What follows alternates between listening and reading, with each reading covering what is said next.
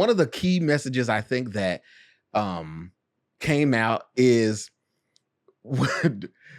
don't open the door for strange white people.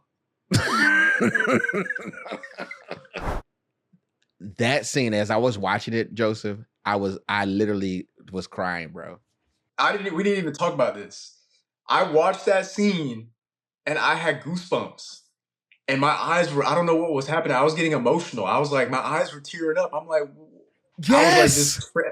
I swear to God, on everything. We did not talk about this. You start to realize just how connected we are, and using music to show that is simply brilliant. Literally, tears were coming, but tears were flowing. I'm very curious to see people who watched the movie who had that same experience, because me and TeaRon, we literally didn't even talk about this.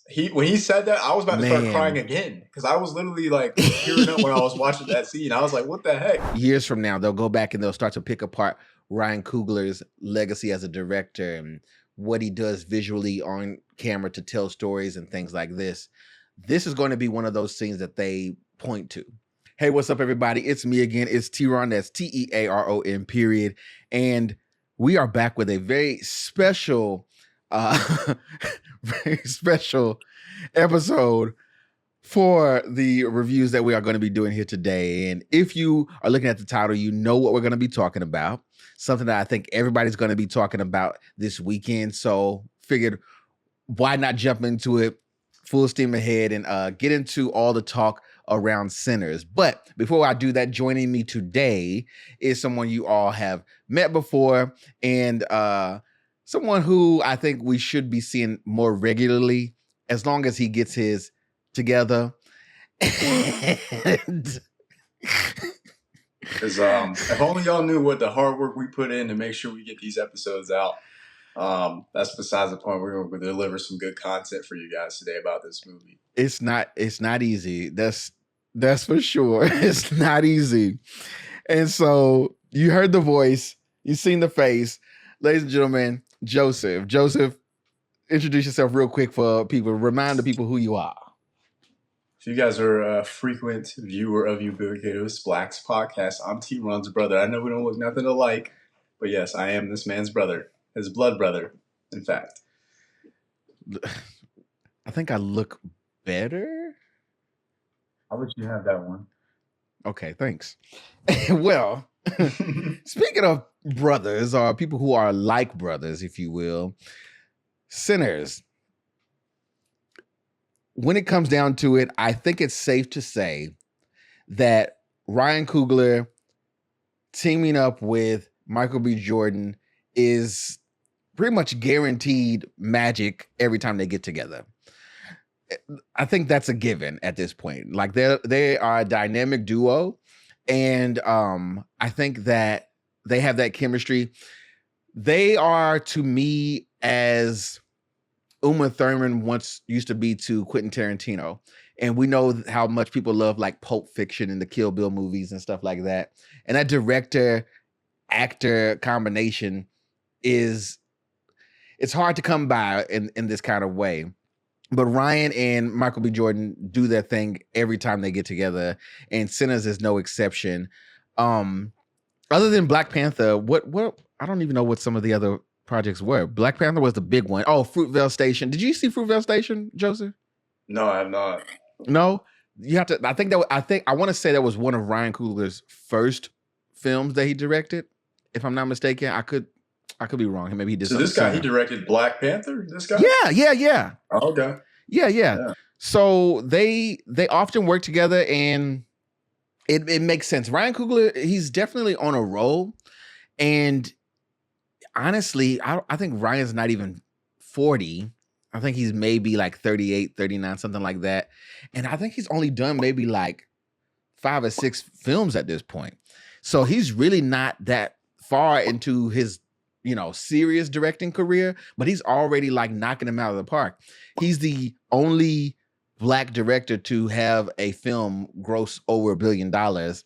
And that is with the success of Black Panther. And because of that, I think that Hollywood is starting to trust him with a lot more different projects. And Sinners was completely different for what he's done and then where we are currently at. You keep dancing with the devil. One day he's gonna follow you home. I am your way out. Don't cry. It's all better now. Yes, I lied to you. There was a video that was put out on YouTube, but also all over social media that was put out through Kodak. Kodak, of course, being the famous film company. And in that video, Ryan Coogler is breaking down, it's like a 20-minute video. He's breaking down everything from his early passions of film.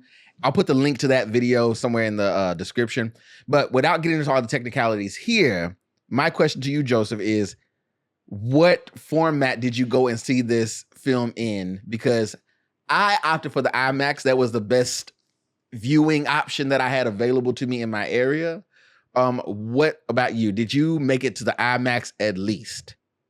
There was no IMAX options available. I just had the regular old, smegular old, projector screen, no surround sound, none of that.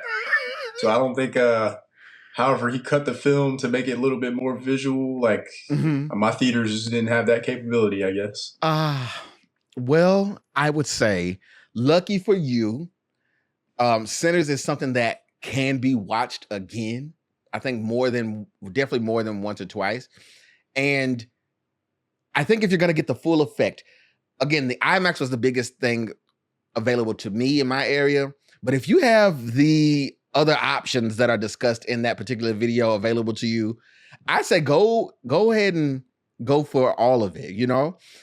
This is a horror film. It's considered a horror based film.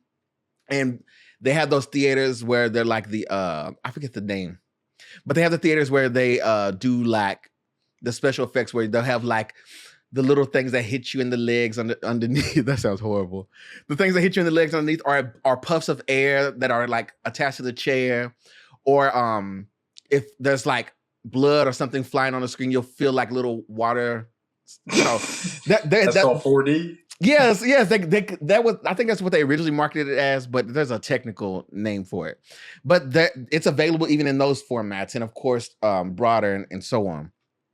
That being said, the nerdiness of it all is there. We really got to see Ryan Coogler shine with a bigger budget, and then also with playing with this technology and being able to shoot on film and giving a variety of options and viewing options and experiences for audiences. And I just wanted to point that out. I think that's a really cool thing. He's not the first to do it, but the way that he goes about using it and combining the different ways of shooting, I thought was phenomenal. So I did get to experience it in a different way, I guess, than you, Joseph. So there was some things happening, and there were scenes where some scenes got more intense. Some scenes that went into action kind of filled up the screen a bit more. And you kind of, it was very submersive. You felt like you were really you felt what was happening in the scene a bit more. And then when things calmed down, you got a bit more of a wider shot, but also the vastness of it. So like when you see like the shots where the car is in the road and then there's like a field, you kind of get the full scope of what, that whole environment is. Anyway, the movie stars. Let's go into some of the stars of the film real quick, and then we'll talk about the story. And after we mention the stars of the film, because I'm only going to mention them right here, let's go ahead and, Joseph, let's go ahead and say, spoiler alert, after that, okay? You've been warned once, and we'll warn you again after we mention this. But stars of the film, some, but this is not everybody, but all the key players here. Of course, Michael B. Jordan, who is playing both Elijah, which is Smoke, and then also Elias, which is Stack. Okay, let's stop right there real quick, Joe. So I have a question. Mm-hmm. I subconsciously rolled my eyes when I saw two Michael B. Jordans appear on screen. I didn't know that was going to happen. Neither did I. But there's this thing, I feel like I've seen so many movies do an individual person playing twins that it can be kind of like gimmicky and a little bit corny, in my opinion. It can come off that way.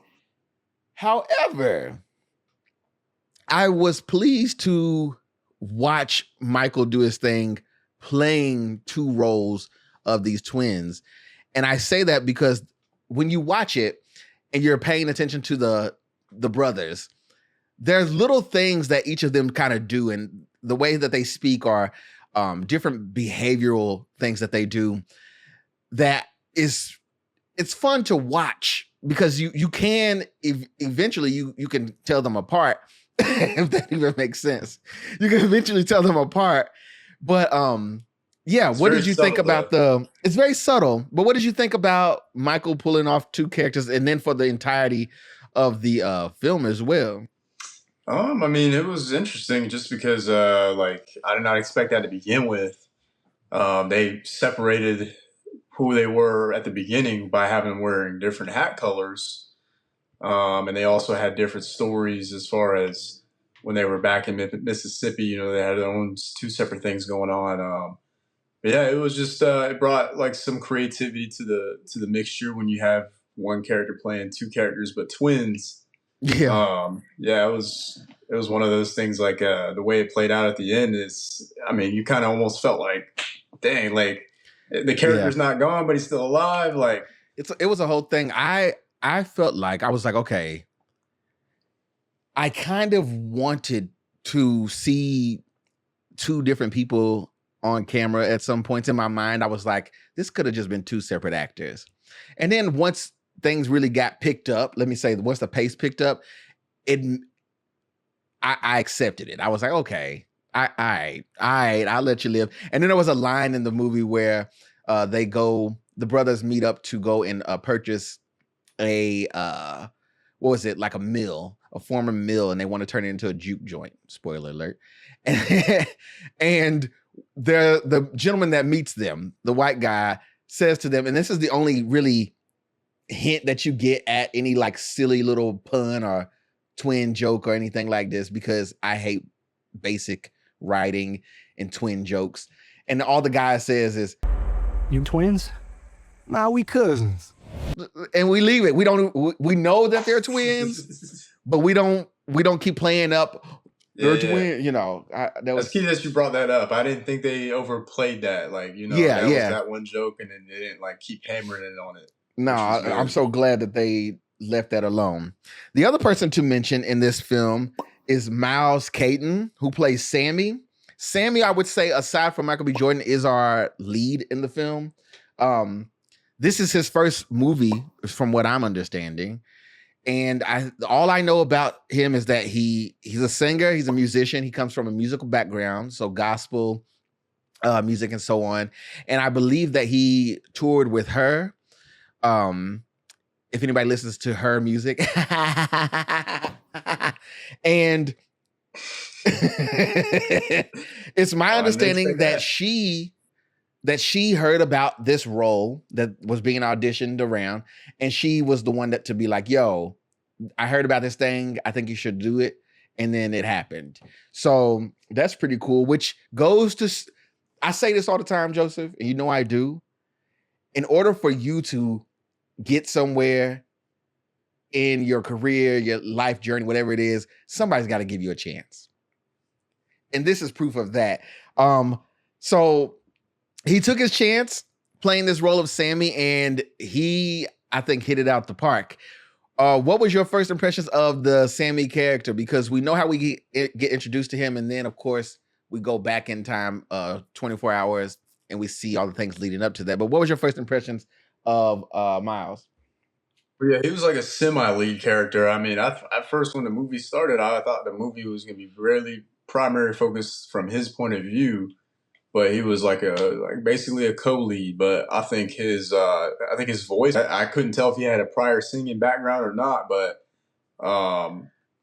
his voice was definitely something to it stands out, surprised right? And pleased by. Yeah, it definitely stands out. It was one of those things where, for a moment, I thought that he was singing. You know how they dub someone else's voice, and they just lip sync. I was like, is that his voice? The woman that I'm loving, she sure don't feel like it. make some money. Because his speaking voice, it's deep-ish, it's deeper. But when he sings, you're like, oh, wait a minute, what is that? But that's him. That's all him. He sound like he's an old man. But he was definitely pleasant to watch on screen. And for this to be your first movie, and then you're playing alongside people like Michael B. Jordan, and then people like Delroy Lindo, like you're playing alongside these people who really do this. I think he held his own. He definitely brought forth what the character needed, and I enjoyed him a lot. I'll quickly mention some of the other characters, and then we'll get into more of the story. So some of the other actors and characters in this movie are Delroy Lindo, as I mentioned. Delroy, a lot of people don't know that Delroy is English born, but Delroy has been such a staple in Black cinema as a lead. He's been in so many projects that I don't even see him as the other Brits that like for example, like Wunmi Mosaku. I'm sorry, by the way, Delroy plays Delta Slim in this film. And then Wunmi Mosaku plays Annie. And that's the character that you were mentioning before. What did you think about them having this thick Black woman character who was very much into spirituality, who kind of had some ties to sort of motherland qualities and had a different sort of belief system? I feel like she stood out to you quite a bit, but what did you think about Wunmi's performance? And she came in clutch when it mattered most. You know, I don't think without her, they would have made it to the end. Exactly. I don't know what her role was prior to that story playing out, but she apparently protected the twins. She claims when they were out in Chicago doing their thing, she put a little spell to make sure they were protected. Not the spell.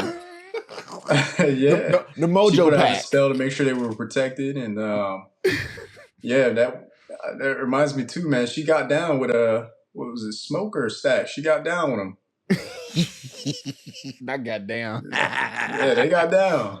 I didn't really know that they had that she was gonna be the romantic partner of one of the twins when I first saw her. I thought she was a relative, but they quickly got that sorted out for you, didn't they? Yeah, they did. Some of the other people that I want to mention, and then we'll go forward, is Jamie Lawson, who plays Pearline. Also another singer in this film, ends up being the overnight love interest of the Sammy character.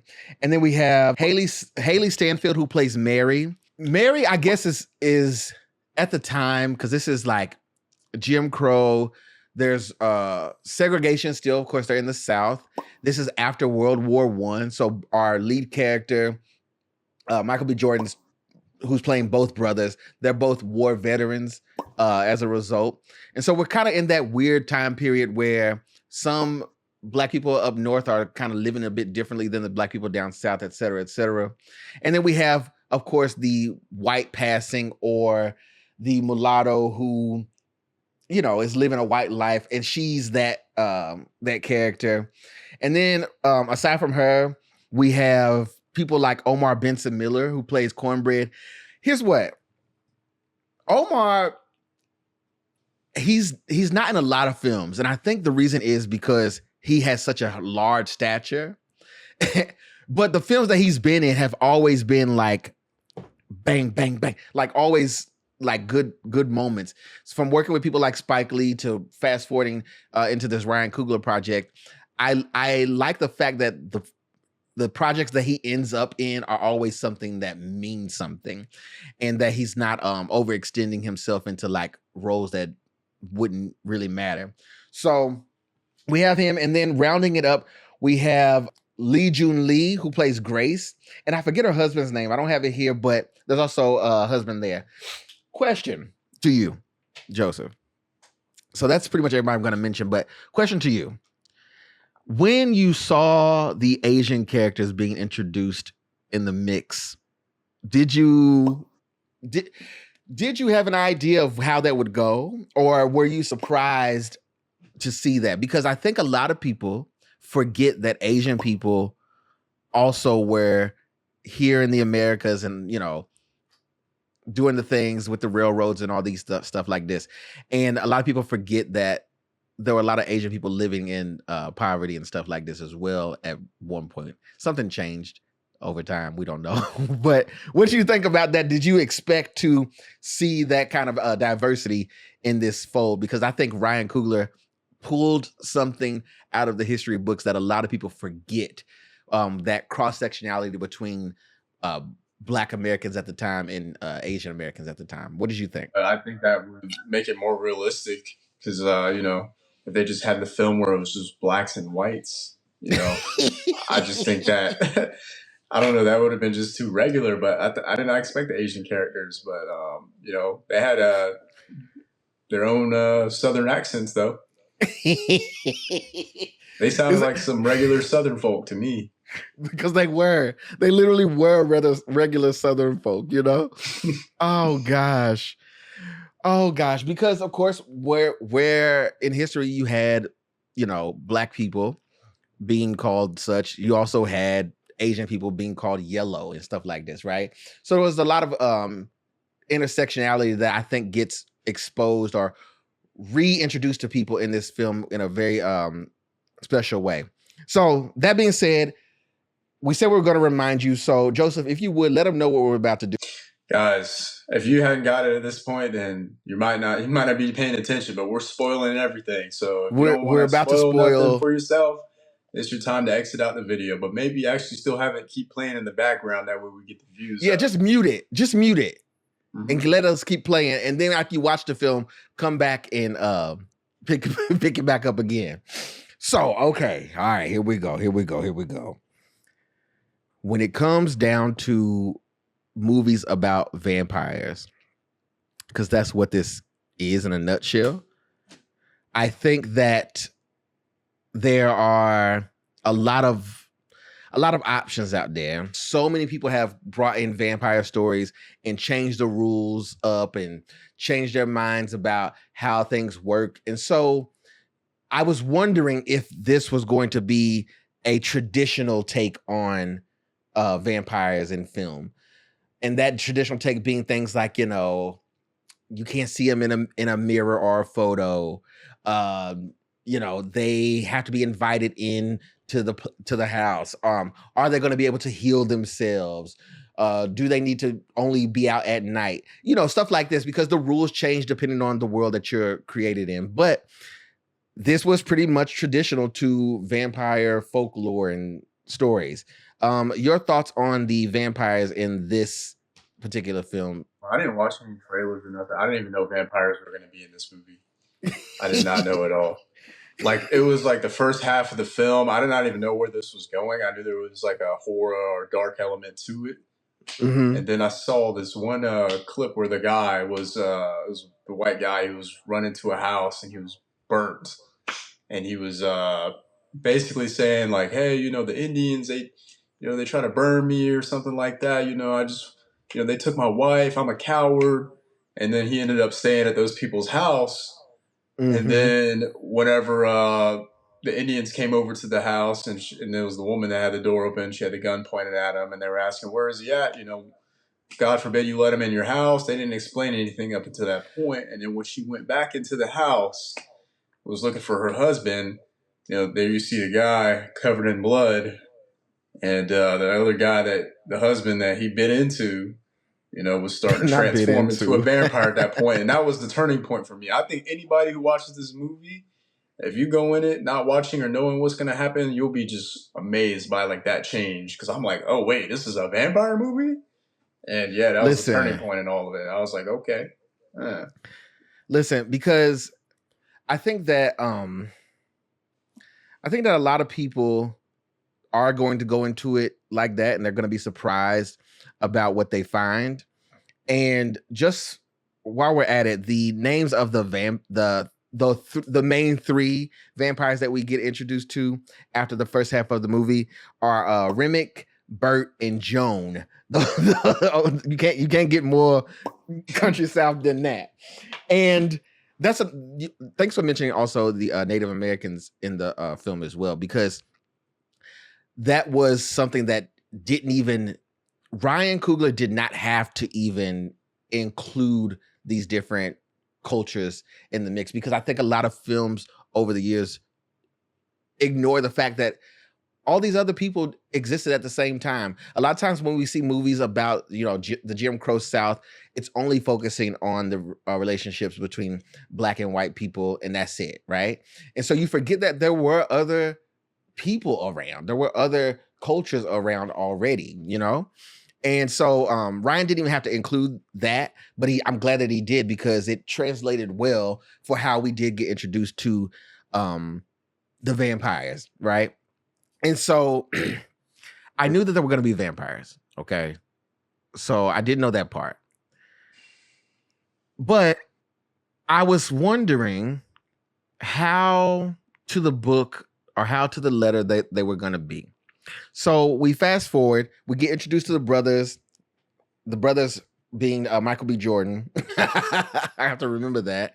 They come back down from Chicago, right? And they want to set up shop, make money back down in the Mississippi Delta. We got it. The dialogue, okay? That's what I want to discuss. The first time we get a glimpse at the different kind of way of speaking and the dialogue that happens is when we start to see the brothers going and collecting the other characters.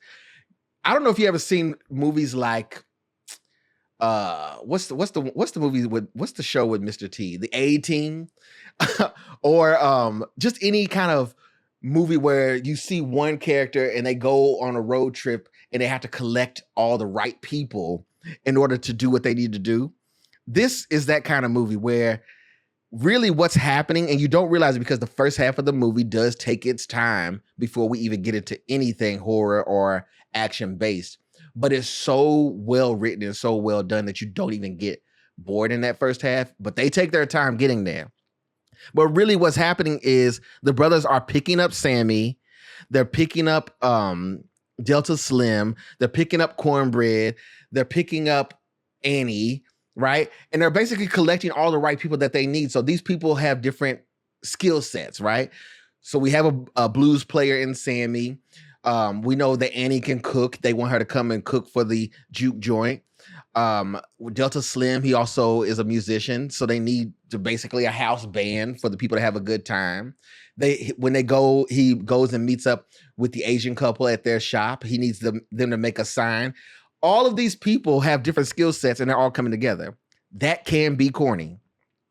It's not corny in this movie at all. They do a good job of making you not really realize that they're collecting all the right chess pieces for them to come together and be the right group of people to combat the vampires. What did you think about the first half, though? Because like I said, they took their time, they collected everybody that we needed, and then it came together. I thought it was well done. I think the twins used money as power, because they came in, they had loads of money, and they had a game plan, and they knew this town well. I guess they weren't there for about 7 years, but they still remembered some people and what their positions were. And basically, he would go and negotiate with the Asian couples on what's a good price for them to, start building the signs. And then he noticed there were some flowers in the mix.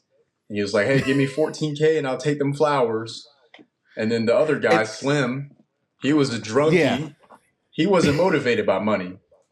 He was like, hey, man, $20 for the night. And the guy's like, hey, man, this is a short-term thing. I need something else. And, which is a he good knew him point. So well, he pulled out some Irish beer.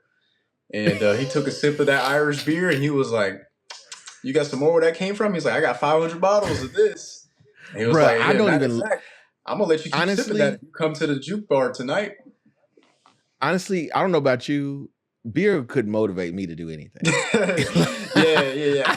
I think alcohol drinkers out there, they should have had something that was a little bit more persuasive, because beer is not like. But it was the time. Some moonshine probably would have been some good stuff. Exactly. The only character, if you noticed, because we're talking about the brothers going and meeting up with all the key people, the only character this is how brilliant this film is. And I don't know if you picked up on this. The only character that they did not go after to collect, like seek out, was Mary. She found them. They weren't looking for her at all. And I think that is actually really great foreshadowing for how Mary ends up, being the reason that all the stuff popped off, right? Because she wasn't supposed to be there. They weren't looking for her. And we'll get to that. So fast forward. So we collect everybody in their places, right? And we get to the juke joint.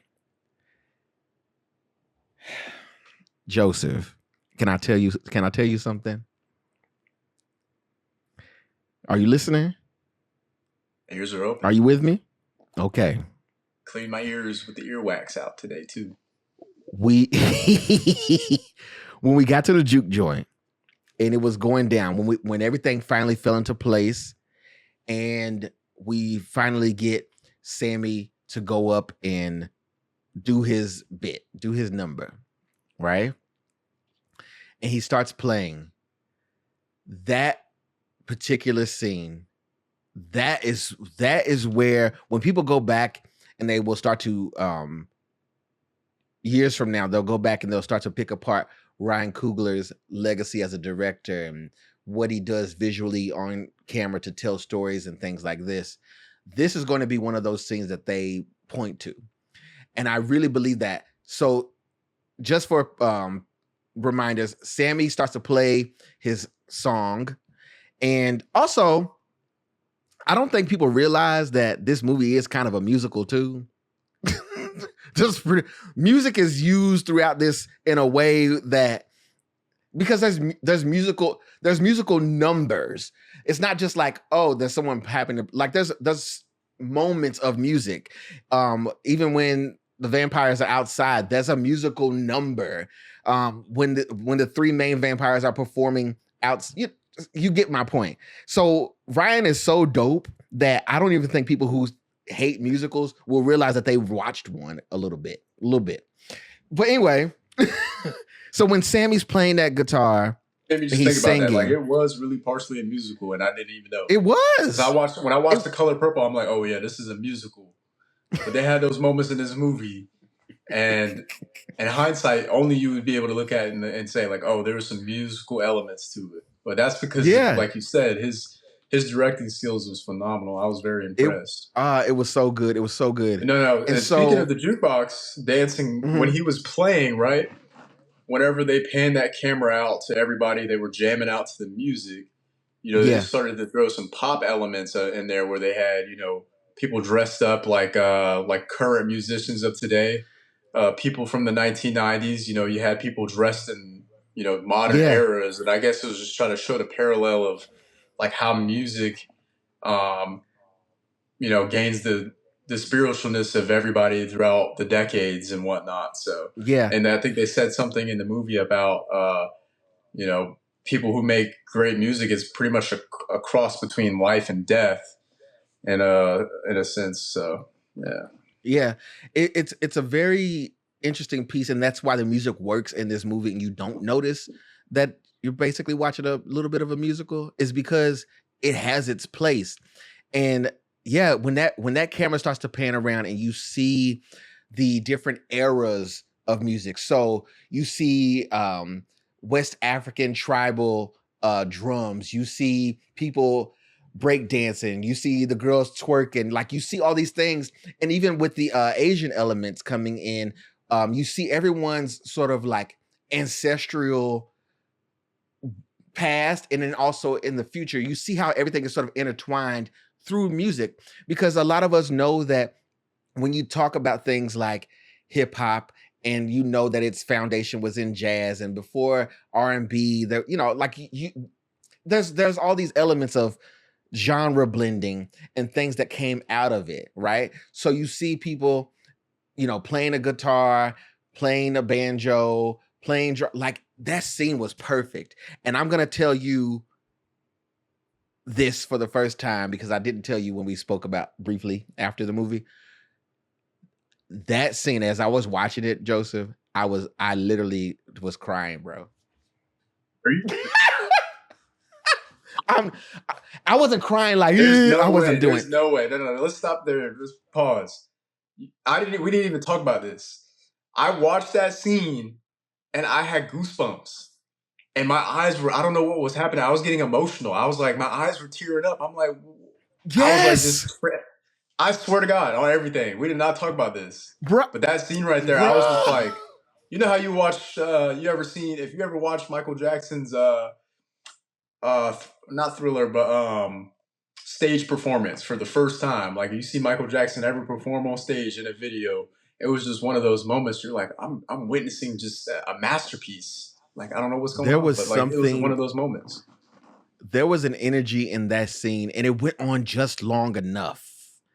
There was an energy in that scene that just like resonated, and I was like, damn, because you start to realize just how connected we are, and using music to show that is simply brilliance. If nothing else, that's a scene I could go back and watch over and over and over and over and over and over and over and over again. And I love how it put also respect to the different time periods and genres of music, and then also how it put respect to the different cultural elements, right? Because as I'm watching it, and they start to pan over to the Asian couple, I was like, are they gonna show like, you know, Chinese dynasty era? And they showed it, and it was like doing it. I was like, oh, that was pure genius. That was pure genius. It was so good, bro. and I literally, tears were coming. I wasn't crying boo-hooing, y'all. Let me be clear. Yeah. But tears were flowing. I'm very curious to see people who watched the movie who had that same experience. Because me and TeaRon, we literally didn't even talk about this. When he said that, I was about to start crying again. Because I was literally like tearing up when I was watching that scene. I was like, what the heck? Like, it touched my soul. I don't understand. It was just, I don't know. It was just right. It made sense. But also, it was brilliant how we got out of that scene too. So visually speaking, the place goes up in flames. But really what that was, if you pay attention to that, what that was more so the vampires watching, because we didn't even know they were coming yet. Watching, and that was sort of the vampires' idea. Like, we're going to go after them, burn this place to the ground. We're going to get what we like. That was the whole thing, right? But that scene, I gotta, that for the price of admission, I gotta see that again. I'm watching. I'm gonna book my ticket for this upcoming Sunday. I have to see that again. Really? You gonna go with your dad? Sunday? I mean, Easter is on Sunday, but I might. If not next Sunday, probably next week. Someday next week, I'll definitely have to check it out. You're right. That was phenomenal. For those of you guys that don't know, I make music right now. So like right now where I've been making music and stuff, like when I saw that scene, like that touched me in a way where I wanted to go and make a track right then and there. I wanted to go in and you were feeling inspired. I was going to start singing. I was going to bring out the vocals on that track, but I had to do this video to talk about this. If we weren't doing this video right now, I would have been doing some vocals on a new track just now because of that one scene. So leaving that scene, because again, I could stay there for a while. It felt amazing watching that. But leaving that scene, we get into the more horrific part. We get into the vampires. And I love how because at this point, we as an audience know that the vampires are who they are. We know that. And as they approach the Juke joint, we start to see how things go. This is where the world and the rules around the vampires sort of get established. So in this, it's very true to form. A vampire can't enter a person's home without being invited in. And so the vampires try to manipulate their way into the place, into the establishment.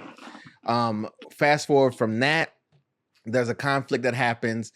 And then I want to talk to you, and this may upset a few people, but I think there was some subtle messaging here.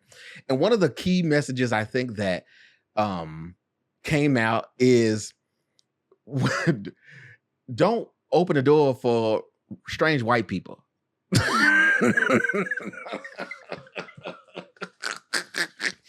So earlier I mentioned to you that when the brothers Smoke and Stack were going, the Smokestack twins is what they were called collectively. I don't know why I haven't been saying that. The Smokestack twins, when they go and collect everyone, they were not looking for Mary. Mary was the past lover of Smoke. No, I'm sorry, Stack.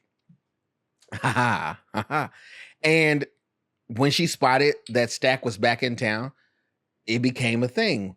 What we learned without us getting too far into it is that Mary is now married. She's pretty much white. Okay. She has some splish splash here. She's white, and she has a white husband, family, etc. Again, Jim Crow South we are in the 30s. And foreshadowing that I mentioned, they weren't looking for her. She found them. When it came down to the vampires not being let in, everybody was agreeing. Everybody was like, yo, they tripping. These white folk gotta go because otherwise they're gonna mess up our good time, right? Yeah, well, when they left, they had to make sure to walk back slowly just in case they changed their mind. Yo, honestly, I will say this: the trio, the vampire trio, the two white guys and the lady, they were pretty funny in the way that they went about handling it, but also when they try to sing their way to get in the door, and they were doing choreography with the banjos. I said, yo, please, please. And then I think it was Delta Slim was like, they kind of good. No, bro. They were like, well, not a comparison to what they was playing before. I mean, that was some different type of music, that's for sure. But Mary basically used her. This is telltale about stuff in real life. Okay, this is something I think a lot of people can relate to, but Ryan is clever with it. Okay, a white woman, Mary, says, "Hey, I'm white and privileged, and you all are not. How about I use what I have to go and see if these other white people are okay to join us. And I will be the medium to say, hey, they're good. They're not good." I think we see this happen in real life. If you ever worked in an office space, you see this. It's almost like a little microaggression where somebody's like, oh, don't worry, they're fine. They're good. Right? Don't trust that. Everybody had it right the first time, but they let this white woman impose her will and her privilege. Mary was not this kind of person, the character, so she wasn't consciously doing anything wrong, but symbolically, I feel like she was like, yo, I'm going to take charge here. Why do white women do that? Gain some power. Yes. Like, why do they do that? I don't know. But because it wasn't even a good idea, though. So, because when you think about it, like, her idea was like, hey, I'm going to be the median, I'm going to see they're good people. But it's like let's pretend like, those three vampires, were not smart at all. How would they think and rationalize, oh, this Mary girl who's, well ingrained into this, these black culture that, basically, their family. How are we going to think that she's going to come in and not, try to persuade us or try to get on us and try to understand what we're here for? Because that wasn't even a good idea. There was a line she said where she was like, they're going to tell me more than they would tell you. And I think part of that is true. That's very true. But I think she just got ahead of herself in a way where she also was a product of the times, and she knew that she had some superiority over everybody there. And so it was really her move and her call that allowed for the other things to transpire. Because she imposed herself, she went out there with the vampires. And this is where I started to pick, where you say nitpicking. This is where I start to nitpick at stuff. She goes out, meets with the vampires, And we, the audience, then pretty much know that when she comes back, she's probably not going to be herself. All right, y'all. This is going to be a critique right here. As excellent and as much as I enjoyed this movie, I am going to point out some things here. Joseph, you let me know if I'm being petty or not. When Mary returns back to the juke joint and she asks Cornbread to be let in, okay? At that point, she'd been bitten by a vampire. Here's what I don't understand. Did the vampire like just get a knife and fork out and just slice some meat off of her and dip it back and say, okay, go ahead? Because they had to be very, very, what's the word? Clean about how they did this, because Mary didn't have a speck of blood on her dress at all. And that's why I say, when she turned around, the vampire levitated up in the air. I know she turned around for a split second, but he could have really, latched onto her, bit her up real quick, and then I don't know, maybe choked her out temporarily or something. But there was no way around that. I don't know how they would have gotten around that, to be honest.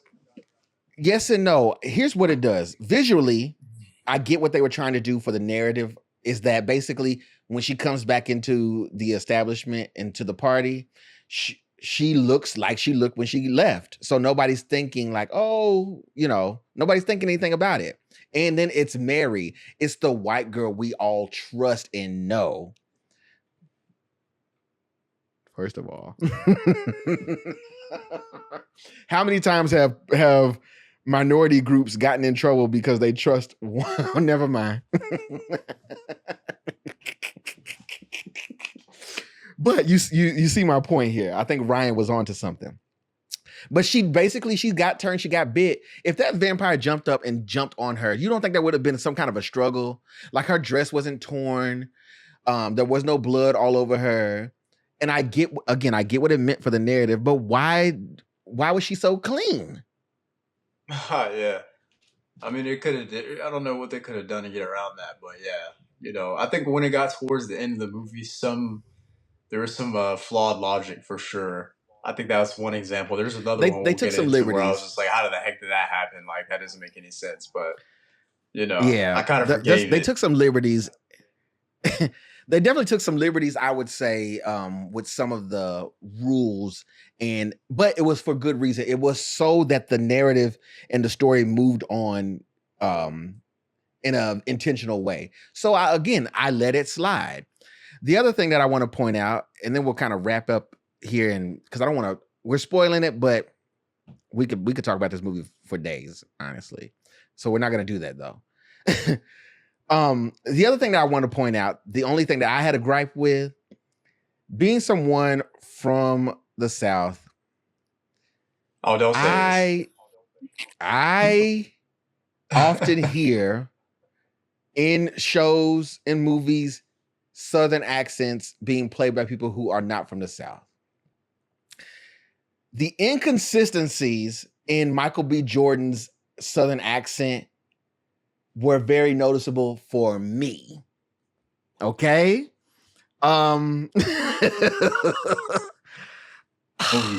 Before, and anybody who comments on this video, I want you to say, hey, like, as soon as you hear this part of the video, did you or did you not notice the issues with the accent? Because I did not notice at all. I'm a true Southerner. Mr. TeaRon here is from Kentucky. Yeah, he lives in a state that's from the South, but I am from South Carolina, as Southern as it gets. And I did not recognize any issue with his Southern accent at all. You did not recognize. But, maybe I wasn't paying too much attention, but it didn't faze me. It stood out to me because I was looking for it. I'll be honest. I was looking for it. And okay. And that is because I know for a fact we have Annie, right? That actress I know is British, right? You would never know that from this role that she did. Delroy Lindo is another English born, but he'd been in America so long. It it doesn't matter. But there are other people from other backgrounds who I think did a phenomenal job with the Southern accent. Even Sammy, I think he's from California as well, just like Michael B. Jordan. And it could be this. It could be this fact. Michael B. Jordan is someone that we know, that we all have seen perform, and we've seen him in a lot of other things that are notable. So we know what he sounds like. And when I start to hear him do this, I knew he was putting on an accent. And then you would go back and forth. He's playing two roles, and the voices just were inconsistent for me. However, that being said, I accept all whatever. If I'm a hater, all that stuff, I accept it. It's fine. We got Mr. That being Southern said, accent enthusiast over here. That being said, I didn't care though. I'll say that I did not care though, because the performance was so good that I just was like, oh well, he's just gonna sound like that. He's just gonna sound like that. It's just like watching how Stella got her groove back and listening to Taye Diggs do a Jamaican accent, but you didn't care because you cared about the story of the movie. Horrible accent, but the movie was fine, so we let it slide, and that's how I felt here. I let it go. Okay, but I just wanted to point that out.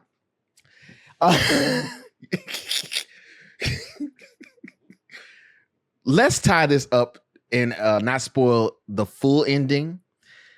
Joseph, when it closed out, so we get the culmination of everything. We get the action-packed situation. The vampires finally make their way in. Also, I want to say the way that they went about the vampires finally getting in to the Juke joint, that was absolutely perfect. That was brilliant, because it could have been any other thing. It could have been someone going behind everyone's back and letting someone in, like the we knew that for a while.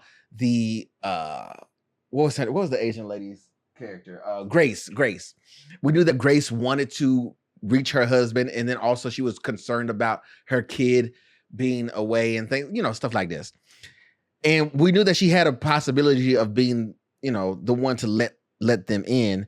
But then when it came down to it and it was a struggle and they were like trying to calm her down, and then she just shouts out, come on in. What she say? Come on in, mother. Was that it? Something like that, right? You wanted to smoke. But her saying that is a technical invitation. I didn't even think of it like that. That's what it was. They can't enter a place unless they have. Yes.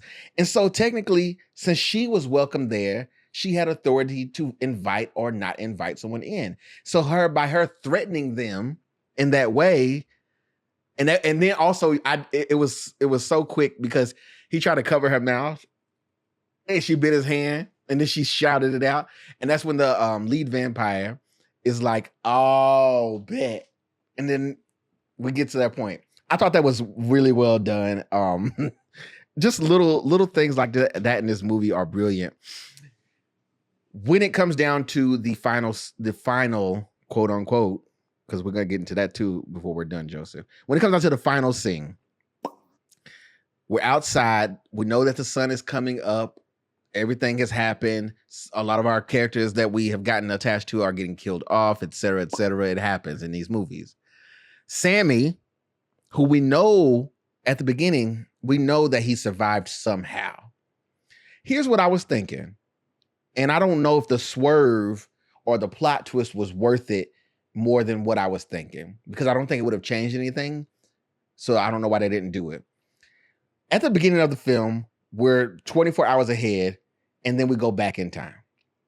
We see Sammy enter the church, and he has a piece of a guitar in his hand, right? That's all he has. So when we finally get to that scene where the vampires got a hold of him finally and they're outside and all, et cetera, I was thinking he's going to, because he was reaching for the guitar because it was floating there. I was thinking that he was going to stake the vampire with the piece of the guitar he was carrying. Mm-hmm. Did you think the same thing? Yeah, partially I did. I felt like I mean, I think a traditional death for a vampire would have been a stake to the heart, and then the guitar being such a it's wood mostly. Yeah, it's such a like a important piece to the film. Like that's kind of like what the film was focused on, is like the music attracts the vampires in. I thought that would have been the piece that was used to take him out. So yeah, when that wasn't used, I thought that was something that if they used it, I mean, would it made much difference? Not really, but it would it's just icing on the cake or cherry on the top, pretty much. So, you know, I think that they wanted us to be like, it was a cheap swerve. It was a cheap like, gotcha, surprise. So when the vampire gets a hold of him, I think that's what it was. I think they were trying to basically, you know how you're watching something and you know what's about to happen. I think that was their way, Ryan and the writers and so on. I think that was their way of saying you thought you knew what was going to happen because the guitar is the MacGuffin, and we're misleading you to think it's this important moment. But then this happens. But the thing that happens, the who was it? Smoke was it Stack? It was Smoke. It was Smoke. It was Smoke because Stack got turned by that point. So Smoke ends up saving Sammy from the main vampire by staking him from behind. Why? First off, not in that position. Well, he was going from fighting Smoke. You know, I thought he was about to stab him, take him out. And then I didn't know how he was going to end up being back in the picture. But like when he had him out by the water, you know how villains, when they're about to kill somebody, they got to do their long monologue. Like, yeah, you're just yapping, right? You just know at this point, like, you're just giving yourself time for the main character to survive. Because they were in the house. Smoke and Stack were in the house. The vampires and all were out in front of the house. And there was water, right? Somehow Smoke ended up getting behind the vampires and getting behind Sammy. Just somehow he went through the whole crowd. He went through the whole crowd of vampires to get to the main vampire. I know he's a soldier, stake him, and I'm just like, how? I know he's a soldier, but he can't go camouflage. He can't go invisible, can he? Because I don't know how he not did one it. of those. Not one of those rabid vampires saw him coming and try to stop, you know. And the reason I say that, because of course somebody's gonna say, well, all the vampires were in a trance because the main vampire was controlling them, and you know, they're gonna say this. Wrong again. When that musical number, when the vampires are outside and they get to singing and doing what they were doing, when that musical number happens, inside the brothers take out a guy from the bar because they think that he's been bitten by a vampire, right? And they lay him outside, they leave him. Really, he was just drunk and passed out. That being said, when that happened, Cornbread, who had been turned by vampires, he was also in the circle. They were singing and doing all their thing, right? He stopped what he was doing to attack the guy that they threw out, right? So if the main vampire is controlling everyone and doing what they're, I don't know. Maybe I'm picking at nits here, but I felt like that the ending death of our main villain was, they could have just let Sammy have his kill. That's really what I wanted. I wanted Sammy to get one kill in. I don't think Sammy killed any of the vampires, if I'm not mistaken. He just got a scar on his face for the occasion. And he got saved by his cousin. That's how that went. All right, Joseph. We've made it to the end. So here's my question. Was that the last scene that you saw? Because I'm going to tell y'all now, if you haven't seen it yet and you're going to see it, don't get up and leave when the credits pop, because there's more. But wait, there's more. Did you see the more, Joseph? Did I see the? Sorry, what was the question? Did you see the full story of the film? Did you see how it ended? Actually, just do this for me. Tell me how did the movie end based on what you last saw? Okay. So basically, our man Smoke, right? He set up a camp outside the property that they purchased, and then all the landowner who originally sold him the clan, the property at the beginning, he came out with his clansmen, about 10 group of them, and they were looking for him because they were about to kill him. And when they were looking for him, the door was locked. You had Mr. Smoke in the back with a sniper, taking them off one by one, which was a phenomenal action scene. I thought it was great. He was slaying them down with the Tommy gun. He had a part where he threw a grenade in the car and it killed him that way. And fast forward to that. After that, then the credits hit. At least what I thought were the end credits. And the show looked like Sammy maybe in the future, like fast forward 50 years later. I mean, because he had a scar on his face. He was playing a guitar. Me, when I watch movies, when it looks like it's over, I'm out. I know there's a lot of people that'll sit there and like wait for the credits to roll and see what the post-credit scene looks like.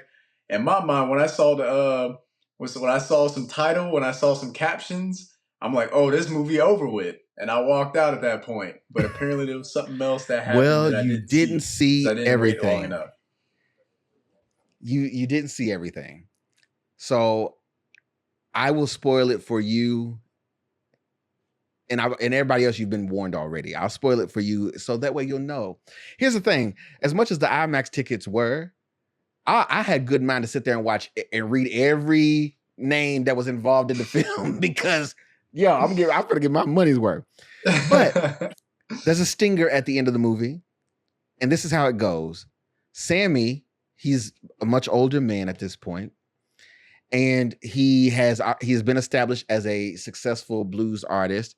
Think like BB King. So he has his own club. So he's playing at his club, and he's toured the world. He's lived the life that he wanted to live as a result.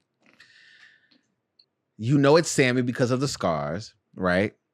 And here's what happens. The club shuts down, and there's a gentleman that's working at the club, and Sammy's sitting at the bar having a drink. And the gentleman says to Sam, he says, hey, there's a couple of fans out here that want to come in. Is that okay?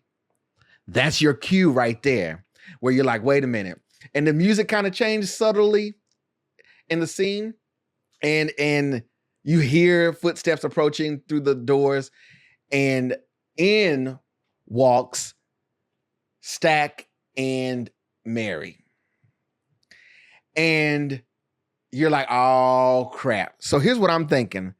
I was like, okay, either he's going to, because then they start to play back in the audio of the Annie saying that they have to be killed off one by one. If you don't, even if you kill the main vampire, the other ones can still live, et cetera, et cetera. So he's running this in his mind when he sees them. Well, Stack tells Sammy, because now they still look the same. They're still looking the same age. And Stack tells Sammy, hey, look, I can turn you if you want, because based on how you smell right now, you ain't got that many years left. You could just keep touring and keep living your life if you want, right? He says that as a joke, but he basically goes forward to tell Sammy that, because Sammy asked the obvious question that we all want to know, how are you here? How? Everybody burnt up that night, and how? Well, if you remember, the brothers were fighting each other. Remember that scene? And Smoke has the stake in his hand.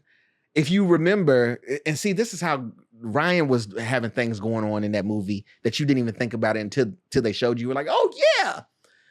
We never saw the ending of that fight because there was already so much going on. We didn't see the ending of that fight. So it turns out so bad. yeah. That's why me too, until they showed it. So it turns out that Stack says, Smoke let me go. He could not kill me in that moment. He let me go as long as I agreed to not come after you, meaning Sammy. And and as far as Mary goes, I don't know, because we didn't really see Mary get taken out either. And it didn't hit me until it all came to. So what must have happened is that they escaped into the night, and whatever, and save themselves from being burnt up with all the other vampires that evening. And so, long story short, Sammy is like, yo, it is what it is. I don't want to do this. I've seen enough of this life. So no, you will not be able to turn me into a vampire. And he gives him money. Stack gives him money, $200 it was. And they exit and they let him go on with whatever rest of his life he had left. And so we kind of get that little bit at the end. It was a longer scene than what I just summed it up as, but that's what it was essentially. So that being said, Joseph, give me your overall thought of Sinners as a whole, how you felt about the movie. I know that a lot of people will agree with what your consensus was when we spoke, was that this is probably one of the better films that you've seen in a while, but let me know what you think, and also what your rating would be. I think I had an idea that it was going to be a really good film, but I was really pleasantly surprised. Like, it was a marvelous film, and I definitely need to go watch it again, because this is one of those movies that's so good you have to watch it twice, because there's some elements that you might have missed in the first time. And that definitely was one of the better movies I've seen in a long time. And I think everybody who watches this, you need to check it out. Watch it 2 times as well. And I would rate it an Angela Bassett. Perfect. So for me, I'm hit and miss on Michael B. Jordan. I will say, I didn't really care for like the last Creed like that. I was a bit bored, I will say, but that could have just been the movie, whatever. So Michael B. Jordan, he's A1 for everybody all the time, not for me all the time. In Sinners, though, he did what he came to do. So he there's no complaint there, other than the accent thing that I mentioned, but it's negligible, y'all. It don't even matter. All the casting was on point.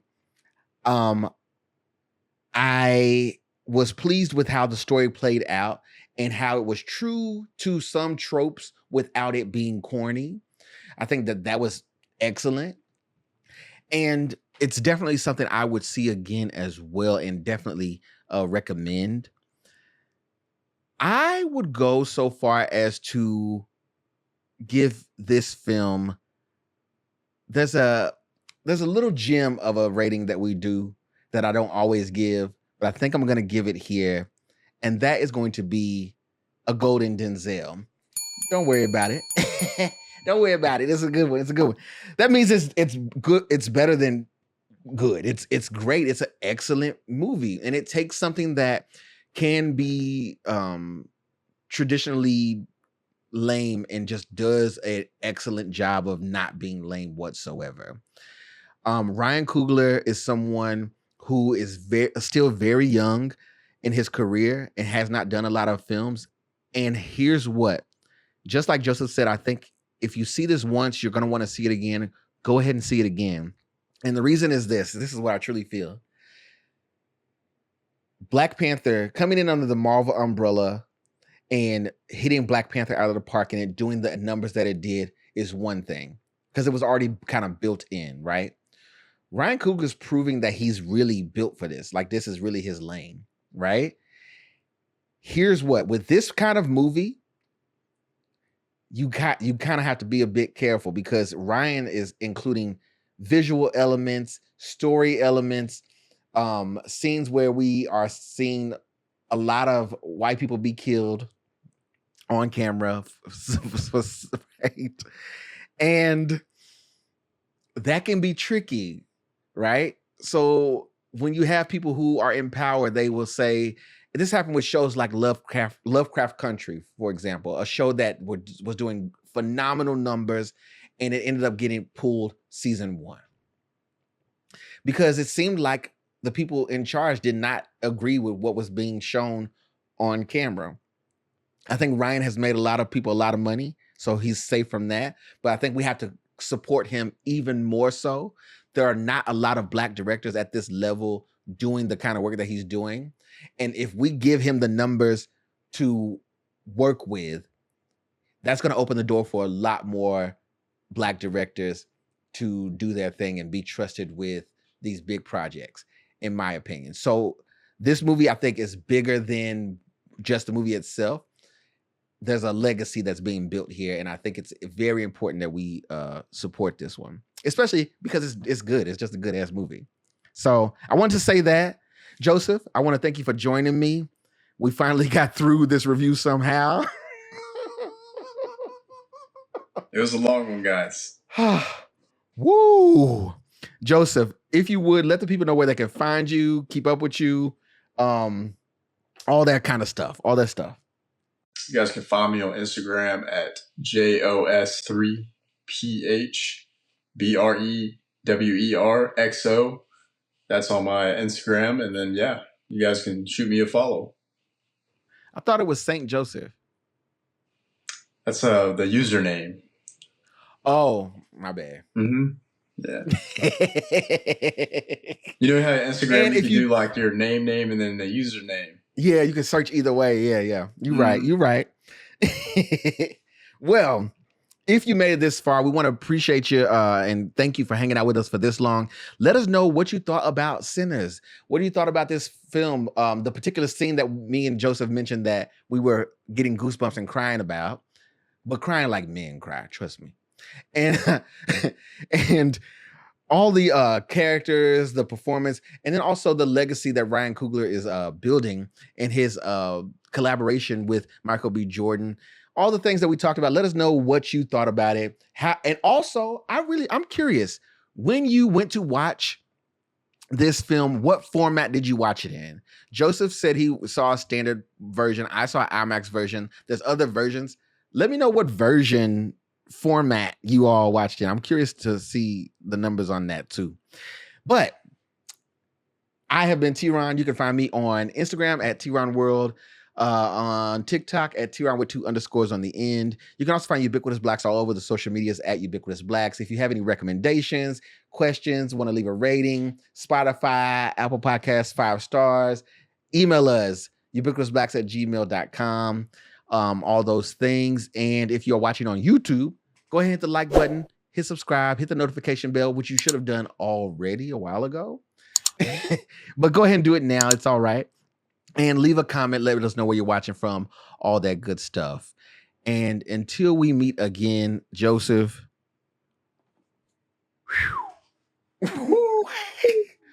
Peace out, y'all.